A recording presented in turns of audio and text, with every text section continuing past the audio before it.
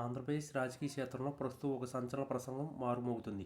Parliament వేదికగా Trinamool Congress MP Kalyan Banerjee చేసిన వ్యాఖ్యలు అటు ఢిల్లీ నుంచి ఇటు ఆంధ్ర గల్లీ వరకు పెను దుమారం రేపుతున్నాయి. వైఎస్ జగన్మోహన్ రెడ్డిని ఒక అసాధారణమైన ధైర్యవంతుడైన నాయకుడిగా అభివర్ణిస్తూ ఆయన చేసిన విశ్లేషణ ఇప్పుడు చర్చనీయాంశమైంది. ఒక ప్రాంతీయ పార్టీ నాయకుడిగా ఉండి కూడా కేంద్రంలోని వ్యవస్థలను సైతం ఎదిరించి నిలబడగలిగే దమ్మున్న నాయకుడు జగన్ అని కళ్యాణ్ బెనర్జీ కొనియాడడం వైఎస్ఆర్ కాంగ్రెస్ శ్రేణుల్లో కొత్త ఉత్సాహాన్ని నింపింది. ఈ ప్రసంగంలో ఆయన ప్రధానంగా సంధించిన ప్రశ్నలు తెలుగుదేశం పార్టీని ఆత్మరక్షణలో పడేశాయి. రాష్ట్రంలో దొంగ ఓట్లు రాజకీయం గురించి కళ్యాణ్ బెనర్జీ అత్యంత ఘాటుగా స్పందించారు. ప్రజాస్వామ్యంలో ప్రజల తీర్పు పారదర్శకంగా ఉండాలని, కానీ కొంతమంది నాయకులు కేవలం దొంగ ఓట్లు మరియు అక్రమాలతోనే రాజ్యాధికారాన్ని హస్తగతం చేసుకోవాలని చూడడం దురదృష్టకరమని ఆయన ఆవేదన వ్యక్తం చేశారు. ఇంకా ఎంతకాలం ఈ దొంగ ఓట్లు రాజకీయాలతో నెట్టుకొస్తారని ఆయన ప్రశ్నించిన తీరు ప్రస్తుత అధికార పక్షానికి గురిపెట్టిన బాణంలా అనిపించింది. కేవలం వ్యవస్థలను మేనేజ్ చేస్తూ అక్రమ మార్గంలో గెలవడం సాధ్యం కాదనే సత్తాని ఆయన నొక్కి చెప్పారు. నిజమైన ప్రజాదరణ ఉన్న నాయకుడు ఎప్పుడూ ఒంటరిగానే పోరాడతాడని అది జగన్ విషయంలో స్పష్టంగా కనిపిస్తుందని ఆయన వ్యాఖ్యానించారు.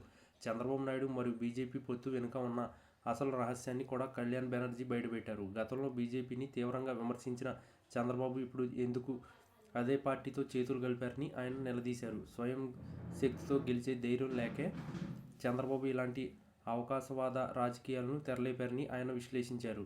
జగన్మోహన్ రెడ్డిని ఒంటరిగా ఎదుర్కోవడం సాధ్యం కాదనే భయంతోనే బీజేపీ మరియు జనసేన వంటి పార్టీల మద్దతు కోసం చంద్రబాబు పాకులాడుతున్నారని ఆయన ఎద్దేవా చేశారు. ఇది ఒక నాయకుడి బలహీనతను చూపిస్తుందని, దమ్మున్న నాయకుడు ఎప్పుడు తన సైన్యం మీద నమ్మకంతో ముందడుగు వేస్తాడని, జగన్ ఆ కోవకు చెందిన నాయకుడని ఆయన స్పష్టం చేశారు. ఈ ప్రసంగం మొత్తం జగన్మోహన్ రెడ్డి పరిపాలనా దక్షతను మరియు ఆయన పోరాట పటిమను ప్రతిబింబించేలా సాగింది. సంక్షేమ పథకాలను ప్రజల్లోకి తీసుకెళ్లడంలో జగన్ చూపిన తెగువ దేశవ్యాప్తంగా చర్చనీయాంశమైందని బెనర్జీ పేర్కొన్నారు. అభివృద్ధి అంటే కేవలం కాగితాల మీద చూపించే అంకెలు కాదని, సామాన్యుడి కళ్ళల్లో కనిపించే ఆనందమని ఆయన అభిప్రాయపడ్డారు. ఈ క్రమంలోనే చంద్రబాబు నాయుడు తన ఉనికిని కాపాడుకోవడానికి పడుతున్న పాట్లు మరియు కేంద్రంతో చేస్తున్న రాజకీయాలను ఆయన దుయ్యబట్టారు. కేవలం అధికారం కోసం సిద్ధాంతాలను పక్కన పెట్టి చేసే పొత్తులు ప్రజలకు ఎప్పటికీ మేలు చేయవని ఆయన హెచ్చరించారు.